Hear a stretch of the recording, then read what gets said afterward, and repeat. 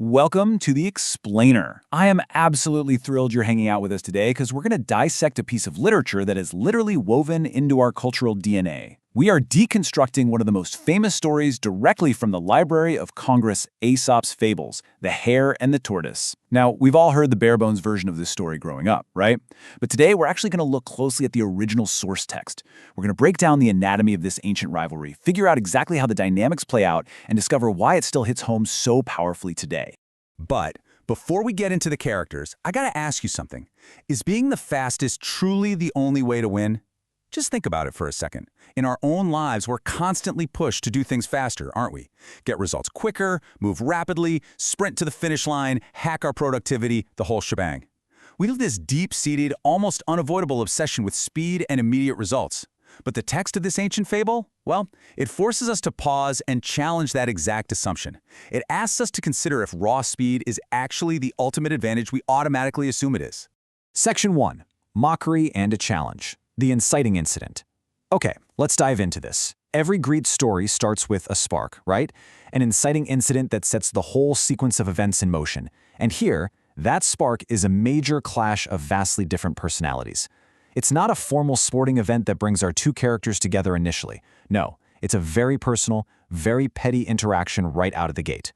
Let's look at the core traits of our two competitors based strictly on the text. On one side, we have the Hare. This guy possesses incredible natural speed and absolute raw talent, but he pairs it with a rather cruel sense of superiority. The fable tells us he was making fun of the tortoise one day specifically for being so slow. He's basically acting like a bully. Then, on the other side, we have the tortoise. Now, you might expect the tortoise to shrink away from being mocked, maybe hide in his shell, but instead the text reveals a surprisingly bold and completely unbothered demeanor. The tortoise absolutely refuses to let the hare's mockery dictate his own self-worth. Do you ever get anywhere? I mean, wow. This is the exact taunt the hare throws at the tortoise. And the Library of Congress text explicitly notes that the hare asks this with a mocking laugh. It is pure, unfiltered arrogance. It's not just a casual passing observation about the tortoise's lack of speed.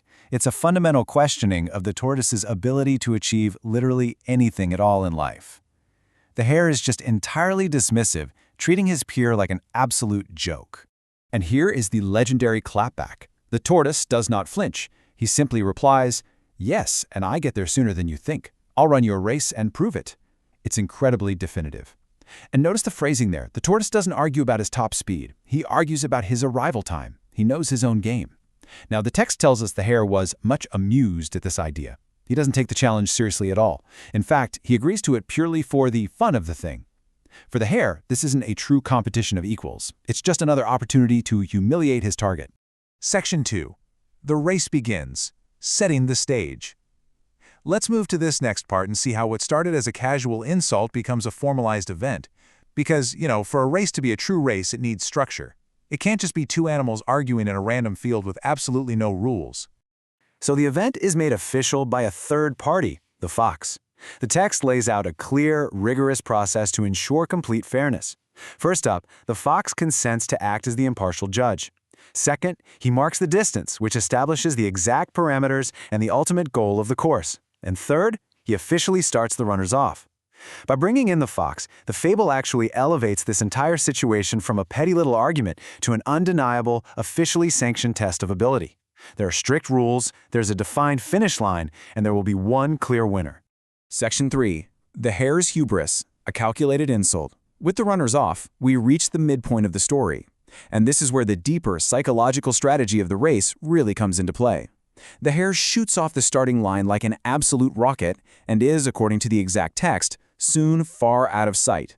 He dominates instantly. But it's what he chooses to do with that massive lead that defines the entire fable. Look at the pacing here. The start happens in mere seconds. The hare's explosive sprint puts him miles ahead in just minutes. But then, the timeline stretches way out. We enter hours of the hare taking a mid-race nap, hours of the tortoise slowly, agonizingly walking, all leading up to those final frantic moments at the finish line. The pacing of this race is completely lopsided. The hare relies exclusively on an explosive burst of initial energy, basically assuming that his raw talent buys him infinite time in the middle to just do whatever he wants. Now, what's really interesting about this moment is the actual motivation behind that pause. The text is very specific here. The hare didn't lie down because he was out of breath. He didn't nap because he was physically exhausted from his sprint. No, he lay down beside the course to take a nap specifically, and I quote, to make the tortoise feel very deeply how ridiculous it was for him to try a race with a hare. It was a calculated insult. It was this fatal, blinding hubris meant solely to psychologically humiliate his opponent rather than just win the game. Section 4. Slow and steady, triumphant finish. While the hare is literally lost in his own arrogance, we pivot to the climax of the fable.